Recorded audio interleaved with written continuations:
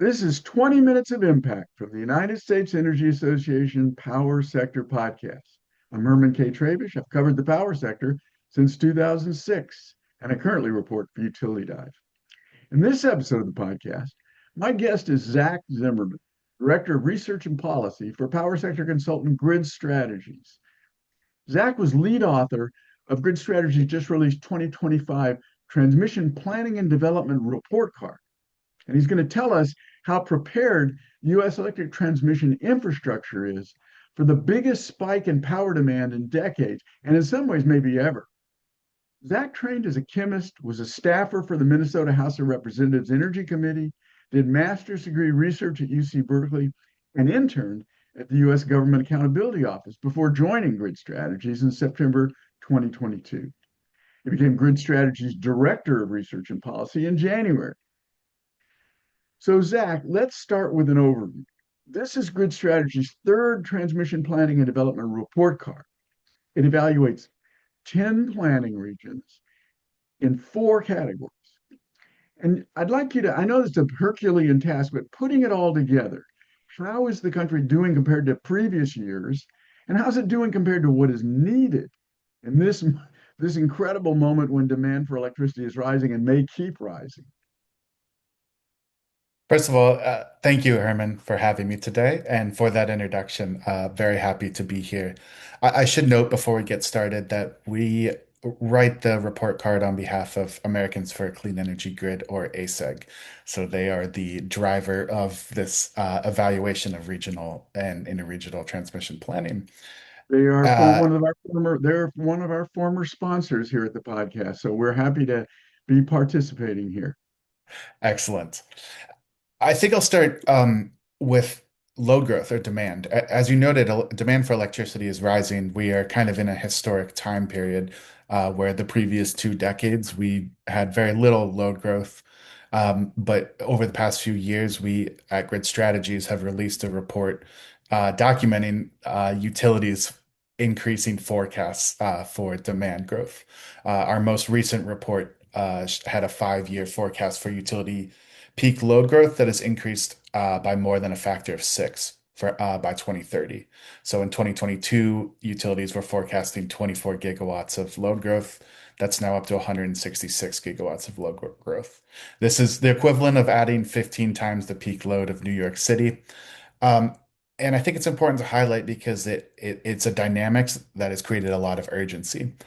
I think it also can tempt a kind of crisis response mindset where we're focused solely on short-term fixes and what can we do in the near term to connect new resources or loads to the grid.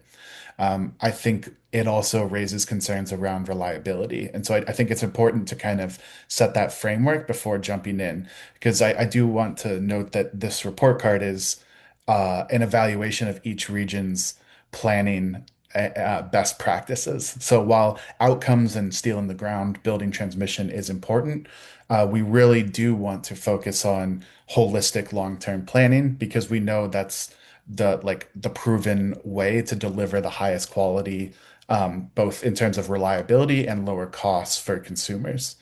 Yeah, I Um, think Zach, I just want to interrupt you. That's a really important point because there's enormous uncertainties. That's one of the reasons I say it could be the biggest jump ever. Maybe we don't, there's so many uncertainties. It's great to have firm footing in saying here, but let's plan to do it right, whatever happens, right? So go ahead, continue your thought. I apologize for interrupting. No, that's exactly right. Planning for longer term while accounting for near term drivers is key to kind of maximizing affordability for ratepayers or maximizing benefits for ratepayers, which is critically important during this time. So as you said, this is the third edition of the Transmission Planning and Development Report Card. This is only the second time we've done grades. We've released a report card every year. Things in the utility industry do not always move the fastest. And so the second edition was more of an interim update on where things were at. Uh, for the report card for this one, we did update grades. The report card combines qualitative metrics for regional and interregional planning best practices, along with some quantitative outcomes including recently constructed transmission and planned both interregional and regional transmission projects, as well as congestion. I should also note that the evaluation assesses performance at the regional level rather than assigning responsibility to any single entity. We think this is important because transmission planning and development uh, reflects the outcome of actions from multiple different stakeholders. This includes regional planning organizations, but also includes utilities, states, and other stakeholders. So these grades are a snapshot in time, and we will continue to update them going forward. Um, in this report, we saw kind of, I would say, some good areas of progress, particularly on the regional planning front. And we did add a piece on interregional planning, which we can talk about maybe a little bit later. What I do want to talk about, I think, are like the best region I think to highlight from this report card is the Plains region. So this is represented by SPP, Southwest Power Pool, and the planning that's happening there. So in 2023, they had, I would say, like an average grade, but they've really put in some significant work and have improved their regional planning processes. And in the last 2 years, have approved historic transmission portfolios. This includes a 765 K, a partial 765 kV overlay, kilovolt overlay in the southern part of the footprint. So why is this important? 765 kilovolt transmission is the most effective way, cost-effective way to deliver power. One 765 kilovolt transmission line can deliver the power of approximately six 345 kilovolt transmission lines and requires nearly 5 times less land than the equivalent 345 kilovolt build out. So that this is the 765 kV plan is being developed in part because of significant load growth that's arising in the Plains region. The other thing that SPP is doing, which I think long term will be really significant, is they're transitioning to what they're calling the consolidated planning process. Um, this kind of arose from the recognition of what we're talking about, that improvements are needed across the planning process and in a way that integrates planning for both transmission and generation and load all at the same time. And so we're excited to see where that goes. It's been filed at FERC and they are working to transition to it this year, but that's a really important development for the region. Yeah, I've heard really good things about that consolidated planning process. Let me go to this next question. One of the most interesting things to me about this report, it evaluates progress on Order 1920 from the Federal Energy Regulatory Commission, or FERC. It had a lot of compromises in it. It started out with greater ambitions. A lot of legislation and rule making processes go that way, but it's still the biggest change in regional transmission planning in a long time. So I'm just wondering how and where are regional planners meeting the spirit of that order 1920, and where are they not meeting it? And how do different regions' compliance filings that have started coming in, I think, on that order show the patterns for better or worse? And are they going to continue those patterns? What are you seeing in terms of compliance uh, with the spirit of 1920, Zach? Yes, great question. You're right. The last major rule on regional transmission planning was Order Number 1000. That was issued in 2011. We're now 14 years later, or I guess 13 years later. FERC issued Order Number 1920 in May 2024. Um, the order sought to establish, I would say, some minimum long-term regional planning best practices, including 20-year planning horizons, scenarios that reasonably capture future outcomes, including extreme weather. And then once our needs have been identified, evaluating both reliability and economic benefits for solutions, either on a portfolio or individual project basis. Order 1920 also includes an expanded role for states, allowing them to provide input on that scenario development, have provided some changes in and input on changes to cost allocation, as well as the ability for states to develop their own cost allocation, and then voluntarily select some projects. So you asked about compliance. I would say, Yeah. unfortunately, compliance has been rather slow for my liking. I think we're in a period where reforms to long-term planning are needed, and frankly, regions don't have to wait on the deadlines in the order to start making changes to their transmission planning. As you noted, some compliance filings, though, have come in. CAISO submitted theirs in December 2025, along with PJM. Uh, and then most of the other compliance filings, I believe, will be coming in June of this year, and a few a little bit after that. The downside of that is that some of those delays in the compliance from the initial issuance mean that projects that arise from an Order 1920 planning process may not see approval until the early 2030s. That's a long time from now and is not the timeline that people talk about when we're thinking about load growth. So Yeah. there is a need to accelerate that planning. But Um, it's going to take a long time to build those projects once they get approval in the early 2030s, right? Yes, that's correct.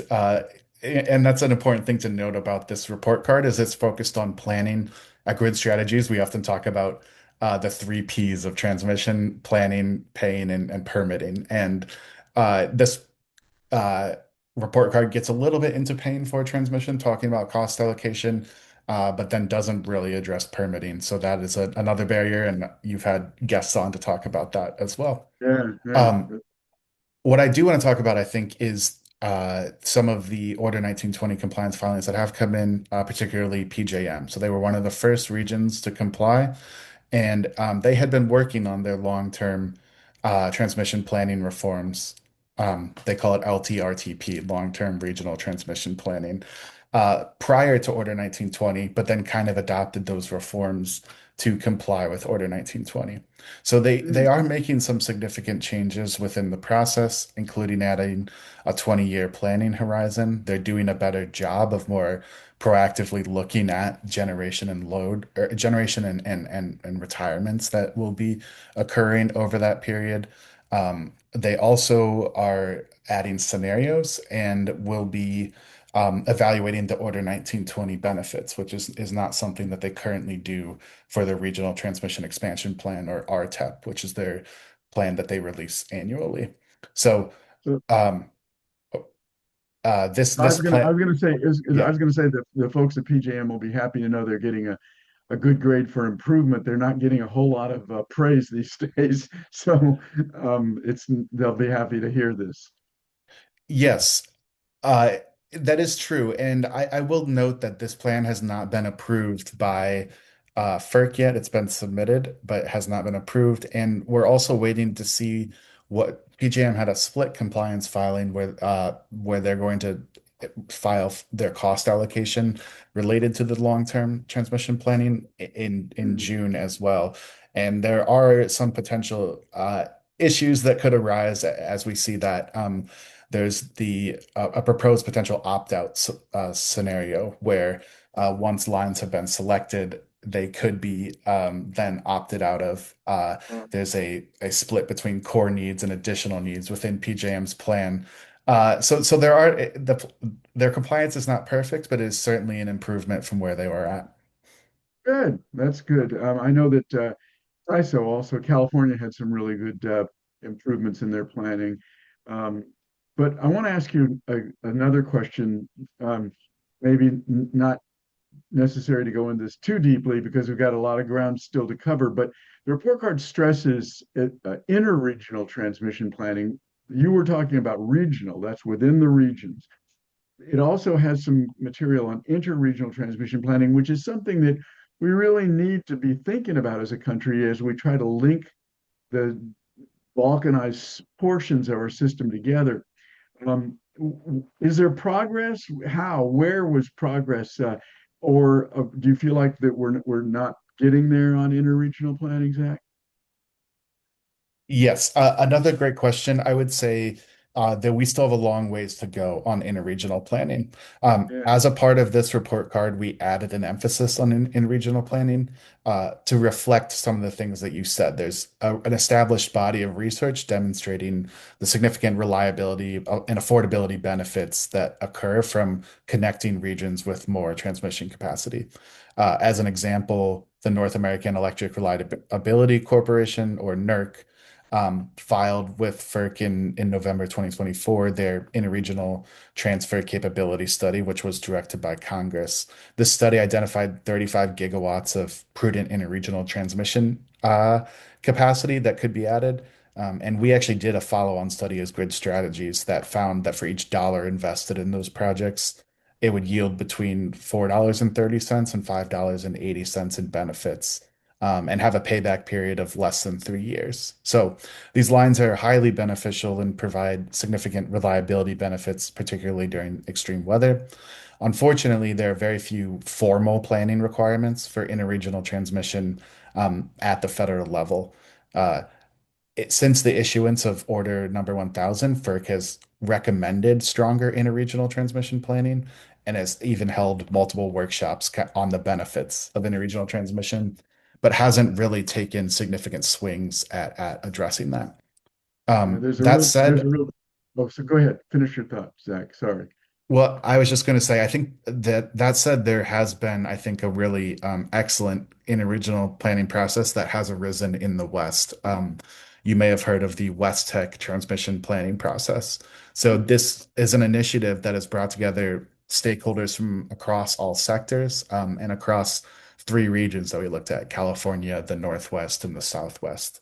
Um, the plan has been a proactive scenario-based multi-value transmission analysis, really one of the best in the country in terms of accounting for load growth, resources, and retirements that may come in the future, and including extreme weather and portfolio analysis. So they just released their 10-year transmission plan in early February, which identified about a $60 billion portfolio, consisting of 12,000 miles of both new and upgraded transmission lines that would be needed. They didn't quantify benefits for this 10-year plan, but they are expecting to release a 20-year portfolio in the fall of this year, and they will be quantifying benefits for that. So it's a really promising and exciting transmission planning process that's seen a lot of cooperation across many different diverse stakeholders in the West. I will say the one downside is that the process is not addressing issues of cost allocation. It's a non-binding process. So it Mhm. does mean that if there are some of these highly valuable projects that are identified, there may not be like a clear path to developing those transmission lines. So Yeah. going forward, that's what we would like to see. Yeah, cost allocation is always transmission is a funny thing. The best, like you talk about the 765 kilovolt lines, they go above a lot of states. So the states don't get necessarily, or the smaller regions within states don't necessarily get all the value.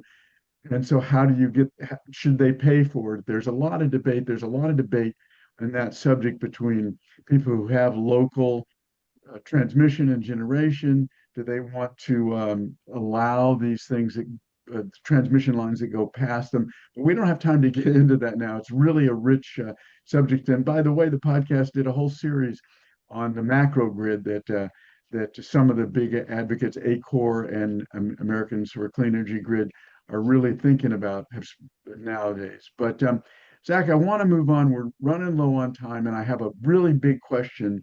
The report card identifies six core elements that can improve planners' grades. In other words, they can improve these planning processes. Can you run through those six elements? We really don't have a lot of time, but I think it's important to at least take a quick look at them.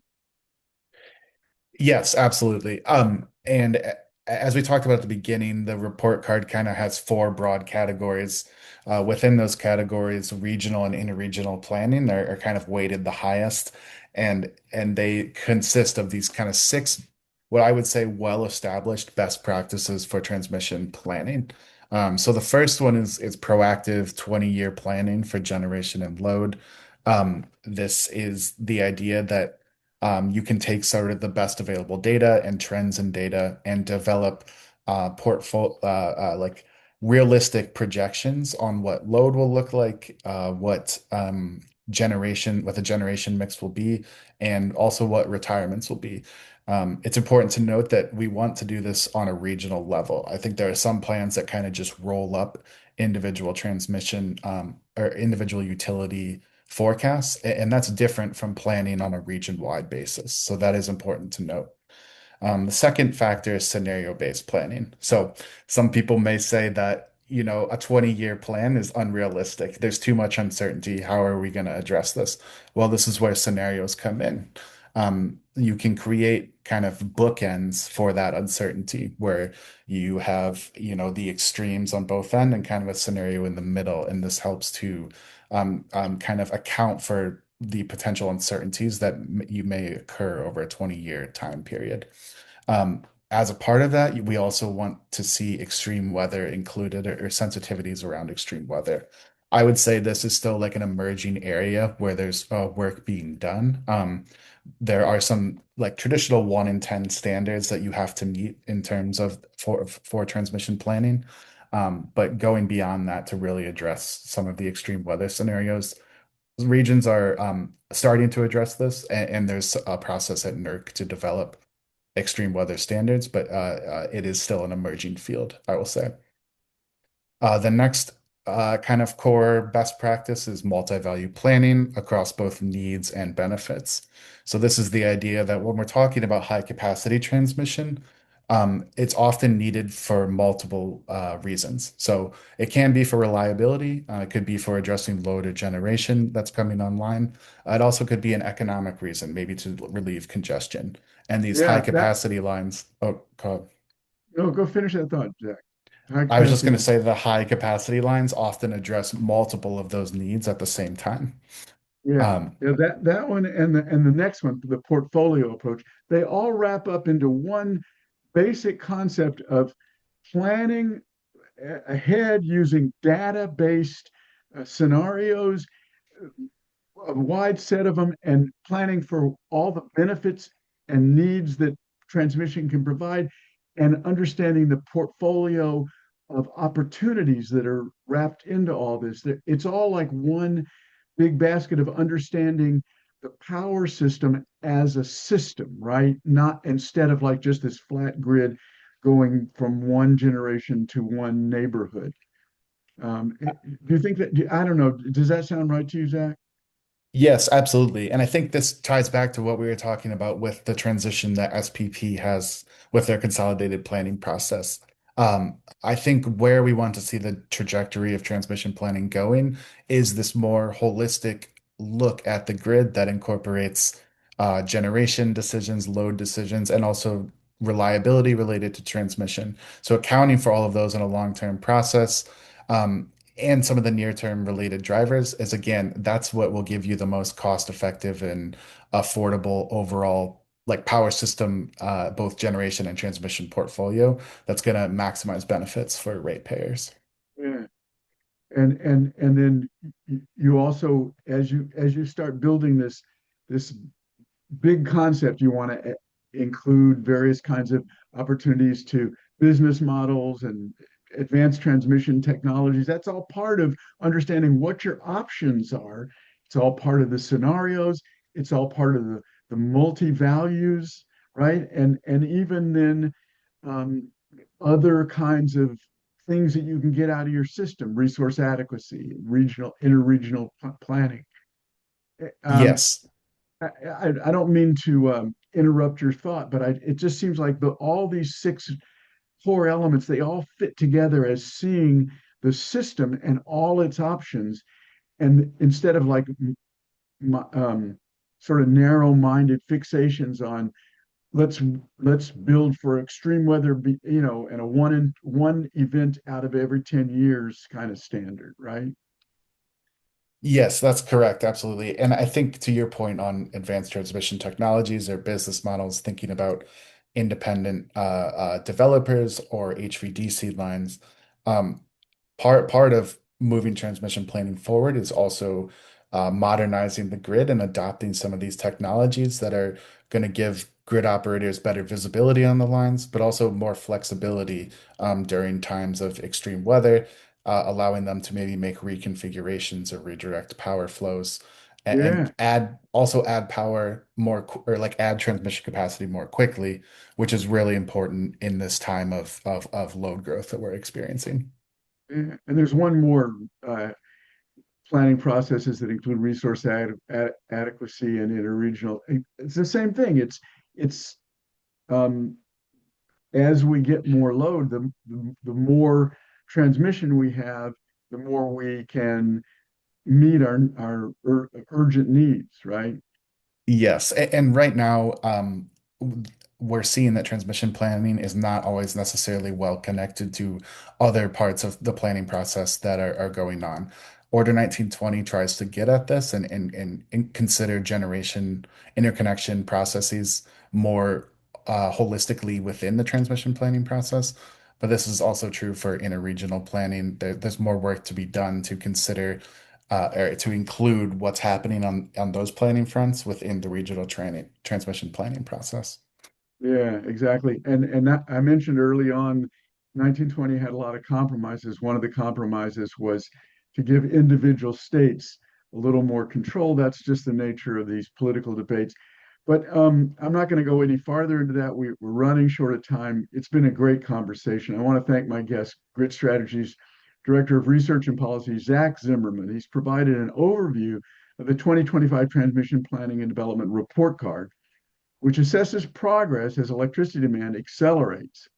And he's described how US planners can improve their performance. And he's hit the really important highlights that were the best elements of 1920. Some of them didn't survive the final approval, but the best elements of Order 1920. As always, I also want to thank our listeners for taking the time to check out the USEA Power Sector Podcast. Don't forget to subscribe, like, and share with everybody you know our quest for energy transition solutions.